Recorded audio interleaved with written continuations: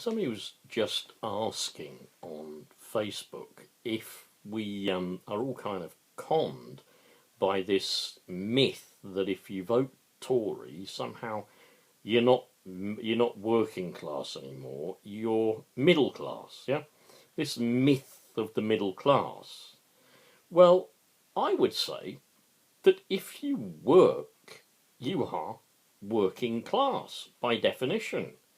You rely upon your labour and your skill and anything that you can personally give to make a living, to make food and to provide shelter. Only your skill and your labour is sellable. You don't, I would imagine, have loads of invested capital. You probably don't own the place where you live. You don't have rich friends. You don't have benefactors.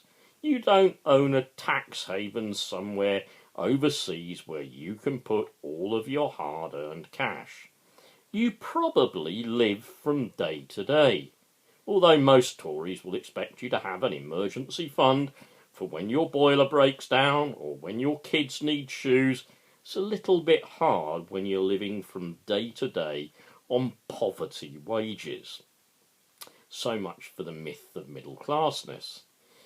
One of the reasons actually postulated as to why so many people vote Tory, because they like to think of themselves as middle class. They like to think they've got the foreman's job at work. They like to think they'll be able to hire and fire, and they'll be very powerful, and they'll be greatly respected, and they might even get to go to the executive toilet and take lunch breaks when they want. Let me just read you from an imperial banquet in the Ragged Trousers Philanthropists. Some of these issues, I think, are being addressed by the painters as they're talking on what turns out to be their lunch break. Issues like overpopulation and politics and why people seem to vote the way they do, and perhaps also this is addressing some kind of idea that some of these painters had, that there's not really anything we can do about it. We just have to accept our lot in society. That's where God made us, that's where God put us, and it's the rich man in his castle, the poor man at his gate. God made them high and lowly and ordered their estate. I imagine that's what a lot of the Church of England was singing at the time.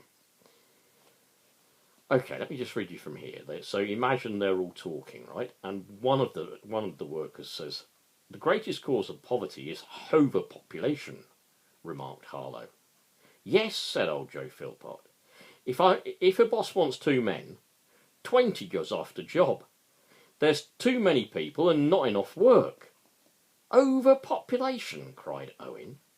"When there's thousands of acres of uncultivated land in England without a human house being seen, is overpopulation the cause of poverty in France? Is overpopulation the cause of poverty in Ireland? Within the last 50 years, the population of Ireland has been reduced by more than half. 4 millions of people have been exterminated by famine or got rid of by emigration. But they haven't got rid of poverty. Perhaps you think that half the people in the country ought to be exterminated as well." Oh, by the way, probably something the Tories are considering. Here Owen was seized with a fit of violent coughing and resumed his seat. When the cough had ceased, he sat, wiping his mouth with his handkerchief and listening to the talk that ensued. "Drink is the most cause of poverty," said Slime. This young man had through some process that he had called conversion. He had a change of heart and looked down with pious pity upon those he called worldly people. He was not worldly. He did not smoke or drink and never went to the theatre. He had an extraordinary notion that total abstinence was the fundamental principle of the Christian religion. It never occurred to him to to him what in his it never occurred to him what he called in his mind the doctrine to see the doctrine as an insult to the founder of Christianity. Yes, said Crass, agreeing with Slime. And there's plenty what's too lazy to work, even when they can get it. Some of these beggars who go about pleading poverty have never done a full day's work in their bloody lives. And then there's newfangled machinery, continued Crass. What's ruining everything? Even our trade from them machines for trimming wallpaper, and how they bought that painting machine that pumps hosepipe, and they reckon 2 men can do as much with a machine as 20 could without it. Another thing, said Harlow, there's thousands of them nowadays what's doing work what ought to be done by men.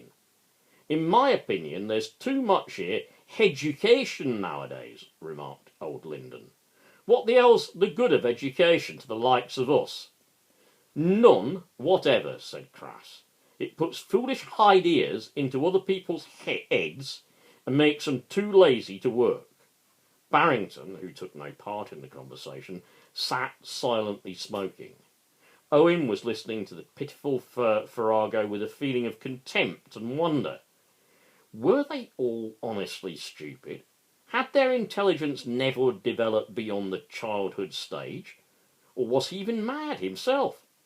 Early marriages is another thing, said Slime. No man ought to be allowed to get married unless he's in a position to keep a family. How can a marriage be a cause of poverty, said Owen contemptuously. A man who is not married is living an unnatural life. Why don't you continue your argument a little further and say that the practice of eating and drinking is the cause of poverty, or that if people were to go barefoot and naked, there would be no poverty? The man who is so poor that he cannot marry is in a condition of poverty already. What I mean, said Slime, is that no man ought to marry till he's saved up enough and have enough money in the bank. And another thing, I reckon a man ought to get married, oughtn't to get married until he's got a house of his own. It's easy to buy one, and from a building society if you're in regular work. At this there was a general laugh. Why, you bloody fool, said Harlow scornfully. Most of us walking about half the time. Most of us working about half the time. It's all very well for you to talk. You've got almost a constant job on this firm. If they're doing anything at all, you'll be one of those that gets a show in. And another thing, he added with a sneer, we don't all go to the same chapel as you, as old Misery. Old Misery was Rushton's manager, or walking foreman. Misery was one of the names bestowed upon him by the hands. He was also known as Nimrod, or Pontius Pilate. Look at that. Just look again from the Ragged Trousers of Philanthropists. Look at that. And in your mind, go over all the causes of poverty that have been repeated to you by the Tories. Go over all the lazy, scrounging, feckless, work-shy peasant logic. Go over it all. Go over, there's thousands of jobs, but people are too lazy to do them. Go over all of that, and just remember, as I always say, this book by Robert Tressel was written over 100 years ago. Enjoy, folks, because I'm really enjoying this book, by the way.